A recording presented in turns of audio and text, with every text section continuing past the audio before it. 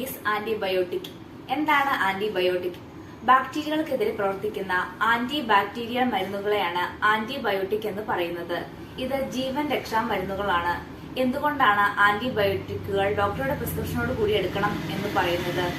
ഒന്നാമതായി, നമ്മുടെ ശരീരത്തിൽ ഉണ്ടാകുന്ന നല്ല ബാക്ടീരിയകളെ ആന്റിബയോട്ടിക് ഇല്ലാതാക്കും. അതോടുകൂടി നമ്മുടെ രോഗപ്രതിരോധ ശേഷി കുറയും. വീണ്ടും വീണ്ടും അസുഖം വരാനുള്ള സാധ്യത കൂടും.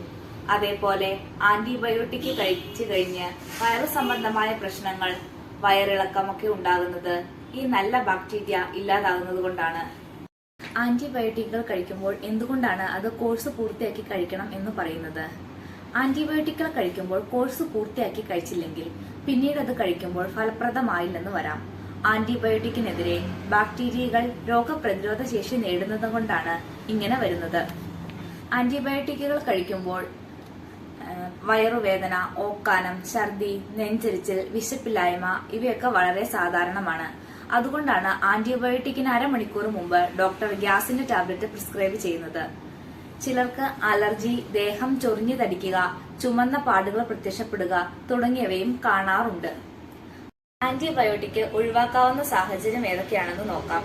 ജലദോഷപ്പനി, വൈറൽ ഫീവർ തുടങ്ങിയ വൈറസ് മൂലമുണ്ടാകുന്ന രോഗബാധയ്ക്ക് ആന്റിബയോട്ടിക് ആവശ്യമില്ല.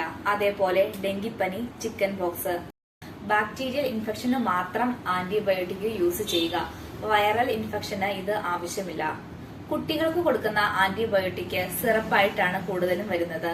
അത് ഓപ്പൺ ആക്കിയതിനു ശേഷം ഒരാഴ്ചക്കുള്ളിൽ യൂസ് ചെയ്യുക. ഒരാഴ്ച കഴിഞ്ഞാൽ അത് യൂസ് ചെയ്യാൻ പാടില്ല.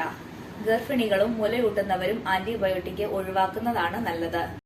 എപ്പോഴും ഡോക്ടറുടെ പ്രിസ്ക്രിപ്ഷനോടുകൂടി മാത്രം ആന്റിബയോട്ടിക്കുകൾ കഴിക്കാൻ ശ്രദ്ധിക്കുക. ചെറിയൊരു പനിയോ ജലദോഷമോ വന്നാൽ ആന്റിബയോട്ടിക്കുകൾ കഴിക്കാൻ നിൽക്കരുത്. ഇങ്ങനെ ആന്റിബയോട്ടിക്കുകൾ കഴിച്ചാൽ നമ്മുടെ ബോഡി അതിനോട് റെസിസ്റ്റന്റ് ആകും.